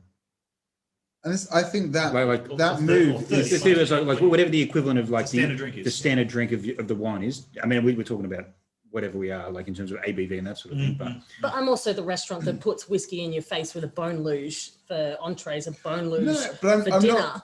not, but you Sorry, also, for desserts. but you, So I incorporate that It's not just whiskey dessert, though. right into. but I'm not saying food. that it's like, let's replace wine with whiskey. What I'm saying is there's a high level of respect for any alcoholic product that is produced. And so because of that, instead of, sitting there and going, all right, I'm going to smash, 6 vodka sodas, or I'm going to, drink the cheapest red wine that you've got. This is actually, it's like, I'd rather have half a bottle of really good Pinot Noir, or like this amazing Burgundy, or this delicious single malt to finish my meal, or, go to a bar and drink 4 really nice whiskies. And actually, I'm just really content by drinking 4 really good whiskies, rather than going and it's because of the way that our culture of going to the pub has now changed, because you're not going after work with all your mates after work. So that idea of drinking and just like go, and then back home to the family, it's now actually a case of, I can sit and relax and enjoy a couple of drinks. So we're giving it more respect in a venue, I feel. And so hopefully that will continue, that we respect. That's why there's so much focus respect. on premise as well. Yeah, but it's having that time to respect the liquid more. A couple of comments here as well. Just Gary would like to see an Australian cask of Society. And we do have one with the Gathering getting released very soon, but I think he was actually talking about an Australian distillery. Is what he'd like to see in the next 12 months. So I'm sure they're working on that, but Thanks the Gathering just then. The Gathering is an Australian exclusive. That cask, that Clynelish is an Australian exclusive. We've got the whole cask. Gary, you've heard me say it before, but we're working on it. We've got a bunch of casks, but we're working on it. Yeah. What about you, Scotty? I think it's in the same vein in terms of what has been brought up here. Just that I still meet people, and I think we probably all get it when you introduce to someone new by a family member or a mutual friend. It's like, oh, so what do you do? And it's like, oh, Scott works in whiskey. And it's like, okay. And I admittedly, I don't do much else apart from work and be around the work environment. So I'm defined by my work, and that's great. But the amount of responses I get to that was like, oh, I don't really drink whiskey. And I'd like to see that change a little bit, because I honestly believe there is a whiskey for everyone. And there's still, and as much as I know everyone on this panel and everyone, like a lot of the people I'm seeing here, are changing this. We don't believe it's a stuffy old man, in a suit thing. We're all doing our best to sort of get past that, but we are trying to, I think we still need to go on that. And no one ever says I don't drink wine. It's the same sort of concept. Like they say, oh, I don't really like wine, but I don't mind. Or they say I've tried some I do like wine, but I like Sauternes. Yeah. You go, oh, okay. Well, I don't only drink wine. I guess I'll have like a red, or like I'll have a white every now and again. I want that conversation to be like, I don't really drink whiskey, but I don't mind like a soft blend, or I don't mind a smooth blend. I think we're heading that way though. But that's but that's what I want to see pushing. I don't want people to say no. I want people to say, I know what I do like. Yeah. And that's the way that wine went, because of you guys, and thanks to you guys. Is originally when we're talking about European wine, it was Bordeaux, or it was Burgundy, or it was Rioja, or it was Chianti, it was Montepulciano. Also making careers of it though. No one had a clue what they were drinking, and all of a sudden Australia, Chile, Argentina, New Zealand came into the mix, and it's like, here's some Sauv Blanc, here's some Chardonnay, here's some Pinot Noir, here's some Cabernet Sauvignon. And people are like, what is this? And all of a sudden, it totally switched the way the drinkers were talking about wine. And instead of coming up and saying, can you please give me your finest, Baume de Venise, or, your finest Volnay? No one has a clue what Volnay is now, but everyone can sit there and go, yeah, I really like Pinot Noir. And it's that eventual change of, in time, we'll get that switch over from just going, I really like Speyside. It's like, it's a useless term in the same that, I don't think it's going to happen in 12 months, but I would like to see the ratio, the ratio of people, the proportion coming to me with those like, oh, I don't drink whiskey. I want that phrase to disappear. Yeah. But that's being part of the change. Like everyone, I know it's a little bit different with me when people go, oh, she's in whiskey. Like, again, that's still something that needs to change as well. And it is changing and it's fantastic, and I'm all on board for it. But like, if I get introduced, she's in whiskey, and then the boys are like, oh yeah, no, I drink whiskey, but the girls will always go, oh, I can't handle it. And that's where I'm like, sit down, I'll give you one that you like. I And did I that. think that there's a lot of that. That's what one of the things I'd like to see changed a little bit. And I think we're doing that through cocktails as well. The first thing I did at the flat that I moved into, where I met my wife, when I was in London, there was 4 girls in that apartment, and they all said, "Oh, what do you do?" I was like, "I work in whiskey," and they're like, "Oh, I don't like whiskey." I was like, "All right, give me 5 minutes." Challenge accepted. I made a Boulevardier, a Manhattan, hanky panky, but with bourbon. With Speyside instead of, And I made 5 different whiskey cocktails. I just went, taste them all. Tell me what you like and tell me what you don't like. You know, you'll like something you don't like. And all of them just went, I like that one. The other one's like, I like that one. I like that one. It's just like, wicked. So you do like whiskey, you just don't like it neat right now. And also they'll drink it wrong. They'll stick their nose right in the glass and then just like slug it back, get all the alcohol fumes, and they just have a bad experience with it. And I think that's where we all come into it. Chuck a bottle of wine if you can have the same bad experience. I don't know. Yeah. I would personally, Yeah, what's your one? bring it in, kids. All right. I would like to see you all happy, healthy, prosperous, and loved. If I don't get points for that in 12 months. It's pretty cheesy. Yeah, pretty cheesy. No, but that's Yes, where I what want to see candidate? us all in this time of year. That's where I want to see us. In the same room. Who's Yeah. probably everyone in the same room. Yeah, I want to see us all back to that because it's a scary world right now. So we're at the tally point. We're at the final tally. No points have been added for a while. No. We've been going up and down. We have been running around. Yeah, but in that last round, no points. I went down. No. Yeah, I know. I'm hoping But I to I was looking here. That's unsportsmanlike, Andy. And Minus points. a shout out to Andrew from Melbourne Speakeasy, who obviously everyone in Melbourne, we're thinking with you. But I wanted to, just before I share these points, I want to take, because we have been going by crowd judges today. So Mark Westmoreland says the winner tonight is whiskey. So therefore the points are irrelevant. Yes! So that means none of this matters and everyone's equal. I feel like I led that last discussion. Definitely, like, so that might have said just because I feel like I went to bat for you for 2 points. So and your mum went to bat for 2. So we've got some scores. she's also got 1 point on the board too. Yeah, Vicky on 1 point, Scott on -12. Despite winning some things back in that last round, I lost it all in the stupid Jamison comment, which I'm never going to forgive myself for. Man. Matt Bailey is on 7, and Alex and Andy tied on 9 for the win. So we might need a tiebreaker No. in the car park. I'm good. In the car park. Oh, car park. Yeah, I'm down. Doing crafting the gloves. Yeah. That look of like, no, don't. Yeah. Do a shout point game. out to everyone who's joined us through the forum week. Bree Atwood would like to be at the Wild Rover in 12 months' time. We could potentially be at the Wild Rover in 12 minutes' time. Yeah. Look, thank you, everyone. It's been such a great 8 nights so far. Just of getting around people and talking rubbish. Can we stop and say thank you for No, Sydney Whisky Forum? No, you 2020? cannot. No, you cannot. I'm explicitly not thanking Scott.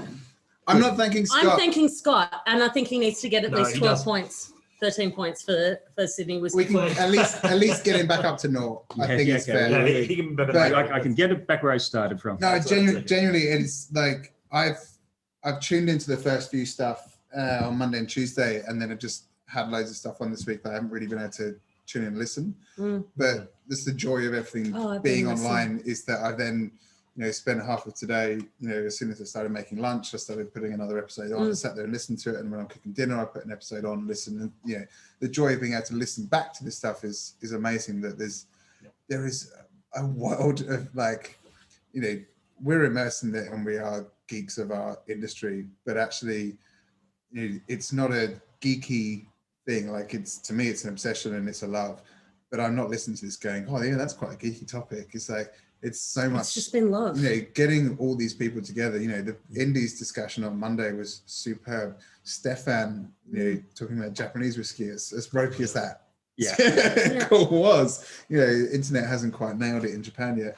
Who would have thought they'd be ahead of us with NBN? Yeah. It was accessible as well. You could have listened to it being a complete whiskey geek versus being just starting out on your whiskey journey. But no, I think that's what it's brought for me. Anyone that's in tonight that is normally watching our shit chat and is thinking this is the approachable thing, go back and watch the other stuff, because it is super interesting and approachable, and and not geeky.